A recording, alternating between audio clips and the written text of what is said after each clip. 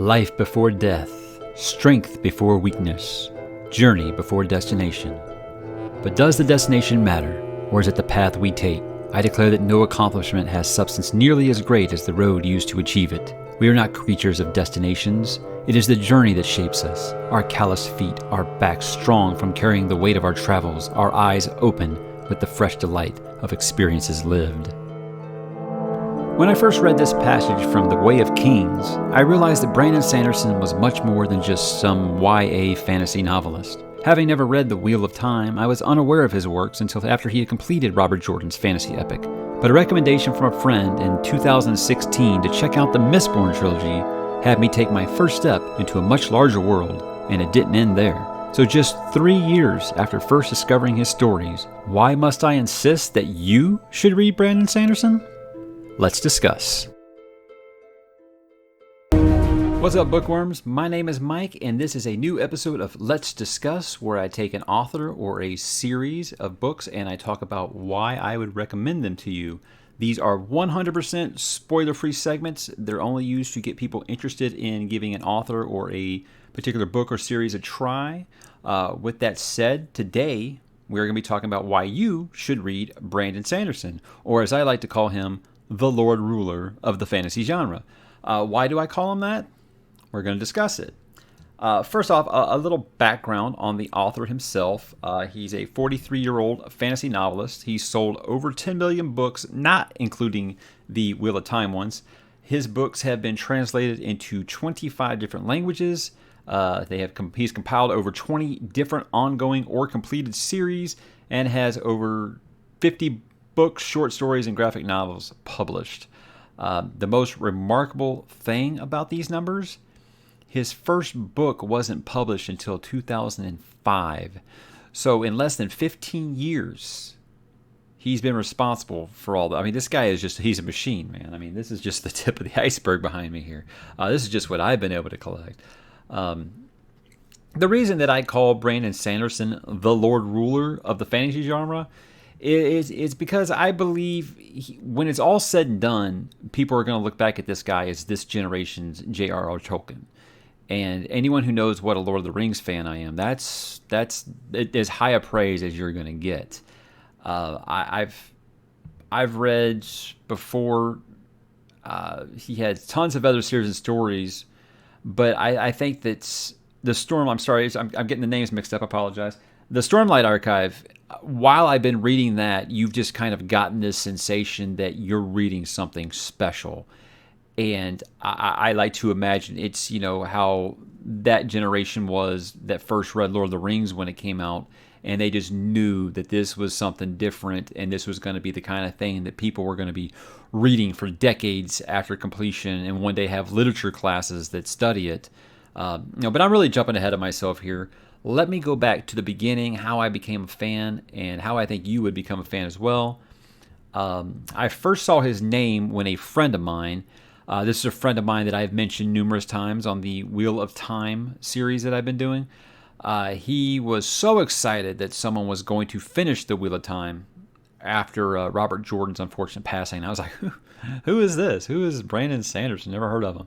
But, since I wasn't reading that series, I never really gave the name a second thought.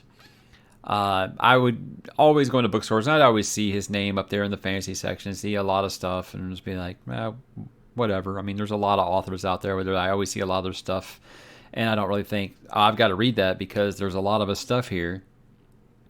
But this friend, he recommended Sanderson to me again years later, and this was eventually around 2016. I was so frustrated with A Song of Ice and Fire, just the author just seeming to completely just forget about it and tell fans, enjoy the TV show. I'm going to go, spend some of this money I'm making. So he recommends, you really should try to dive into Brandon Sanderson. I've been reading everything this guy puts out, and it's brilliant. So I look him up, and I pull up his bibliography on Wikipedia, and I'm like, holy shit, man. Where do I even begin? This guy's got 3 or 4 books coming out a year. I mean, geez, and so many different series. No idea where to even start. But I had 3 different friends. So this guy's very popular amongst some of my reading friends, and they all recommend the Mistborn trilogy to me. So I go ahead and pick those up. Got them on hardcover now. That tells you how that went. I started right away, and right off the bat, I was just floored by the depth of this magic system, where they're burning metals. And it's just, at times, I felt like I was going back to high school and going through, learning about the elements again and stuff, because while it's not like, okay, you've got to be like super smart to get this, it does require some thought to understand what's going on. And at the beginning of it, it had like a little alloy elements chart of what does what when they burn these metals. That's as far as into spoilers as I go. It's just a very, very intriguing magic system to start off. And then it had this huge cast of characters, but none of them were throwaways. It wasn't like a lot of these books, fantasy series, have a lot of characters. You'll see their name once or twice and they never show up again. This was a huge ensemble cast, and I mean, there was no throwaways. You legit care about every single one of them, and you get super emotionally invested in them. And now, while I wouldn't call the Mistborn books YA fantasy or nothing, or just Sanderson's writing at all YA, I'd certainly label his stuff PG-13, and that's not bad. I mean, there's death, there's violence, there's people doing really dark shit here, but I'd say it's more like Robert Jordan, in that things like violence and sex are there. He just doesn't quite go into the minute details about it like George Martin or Joe Abercrombie would. He definitely doesn't fall into that grimdark subgenre of fantasy. But don't take that as this meaning that these books are for the teenage crowd. Mistborn is a perfect gateway and is easily accessible for any range from junior high and up. I was 37 when I read it for the first time. But it was when I was done with that I started the Stormlight archive immediately after. That's Way of Kings and Words of Radiance and now Oathbringer. I started this right away, and I was just completely blown away. And it was about halfway through Way of Kings where I realized this guy is the best in the game right now.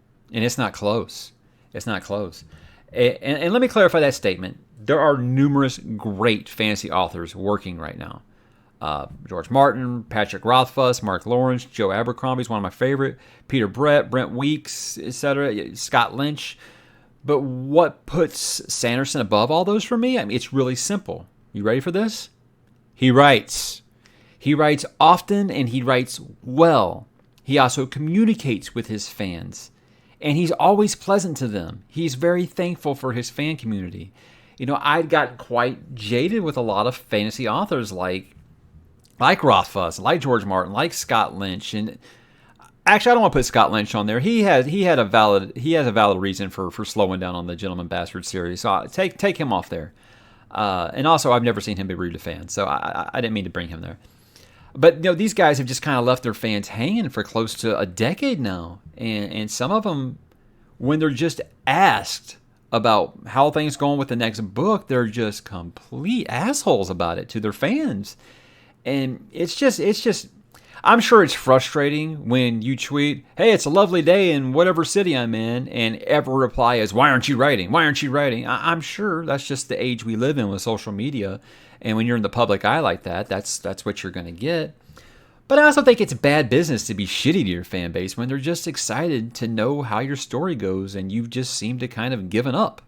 After the Song of Ice and Fire, I vowed I am never, ever starting another fantasy series as not complete ever again. But after seeing how Sanderson communicated with his fans on Reddit and his website and the pace that this guy writes at, I went ahead and took a leap of faith with Stormlight series, and these books are so freaking massive that I was like, it might take me a while to get through those. I'll need a little bit of a break between the. But I'm glad I started them. About his website, before I go on, he keeps little status bars at the top right corner of his webpage or his homepage of his website. It shows you what he's working on. And it's updated all the time by like a percentage. And I mean, it's constantly updated. I mean, like weekly. And he does like monthly blog posts, let you know, hey, here's where I'm at. This is this and this is that. He makes schedules for releases and he freaking sticks to them. And that's so refreshing.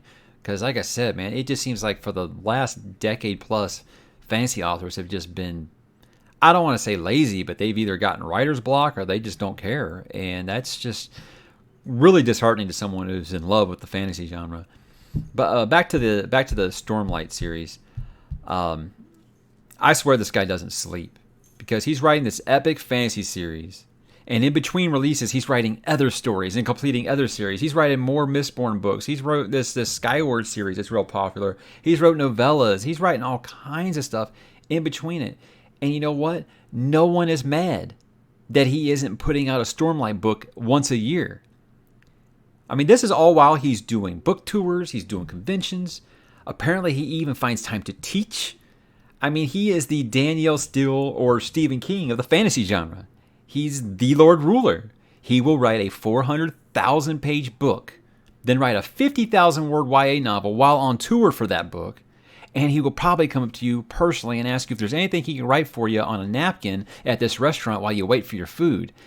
The real catch here is that none of those other stories are watered down. He writes fast, but the quality never diminishes. The only solution I have is that this guy has figured out how to clone himself. That's the only way he can do all that. Or he's just eliminated sleep completely. Or he's like in Stephen King's The Tommyknockers, where he's created a typewriter that will type while he sleeps. That's the only thing I can figure out here. But back to why you should read Brandon Sanderson. I mentioned his likeness to Stephen King a second ago. As you can see back there, I'm a very big Stephen King fan. I have everything he's ever written.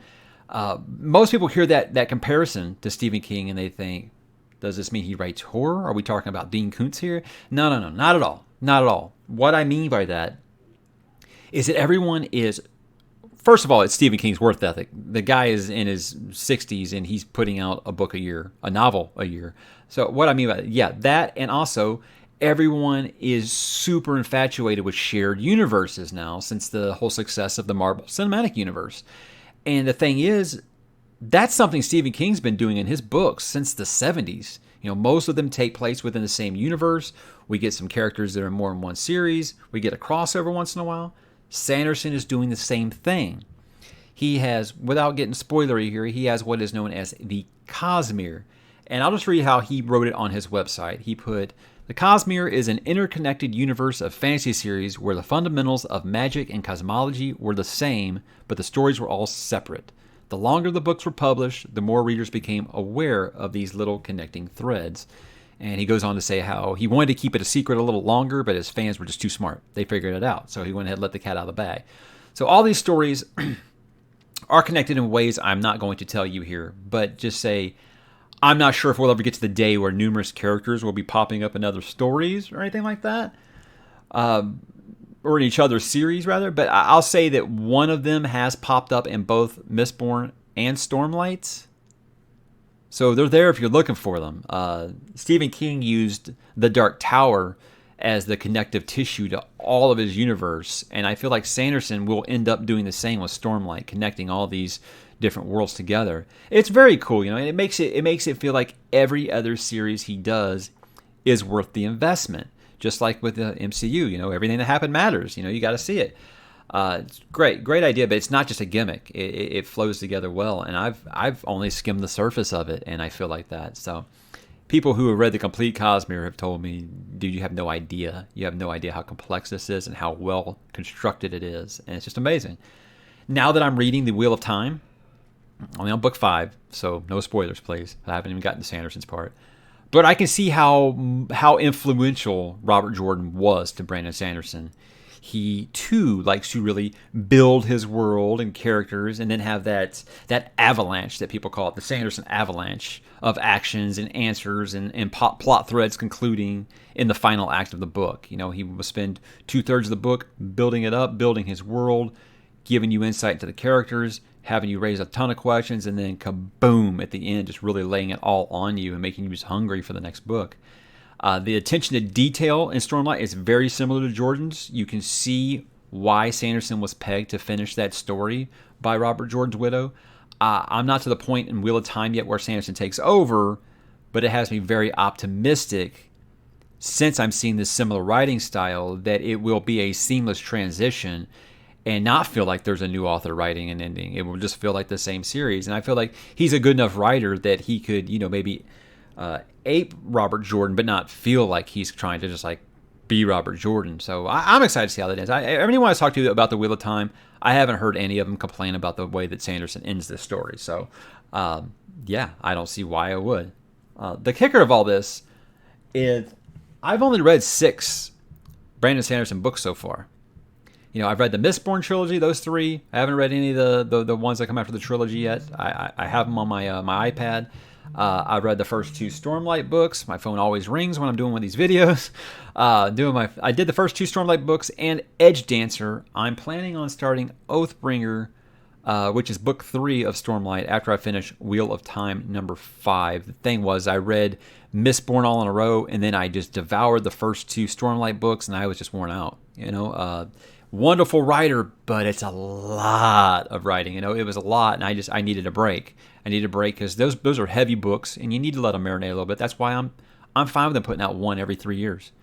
That's his plan for the Stormlight, one every 3 years. So the next one's supposed to come out next November. That's awesome. But I'm saying is, if he's left this kind of imprint on me after just 6 books, he's truly something special. And the guy is just a gift to the genre that seems to have produced a ton of slow writers over the years. His Stormlight books are just as complex as any of those writers, too. So don't need anyone here saying, yeah, well, the quality isn't as good as a Rothfuss. Bullshit. For the traditional fantasy reader, Sanderson is a gift. I'll leave it at that. I'm not trying to make it like a big comparison thing here. I'm just saying I will put his quality of writing up against any writer working today.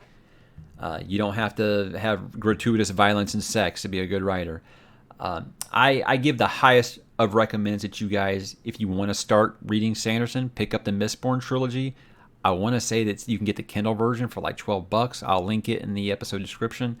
If you haven't already read it, I can almost guarantee that you'll be hooked right away. Both those books and the characters. You'll be hooked on the books and the characters and on Sanderson as well as soon as you read Mistborn. And if you're really into creative magic systems in your fantasy books, Mistborn and Stormlight are 2 of the best I have ever read, and I have read a ton of fantasy. The lore is outrageous for both 2. Never to the point to where you just feel overwhelmed, but you do have to pay attention.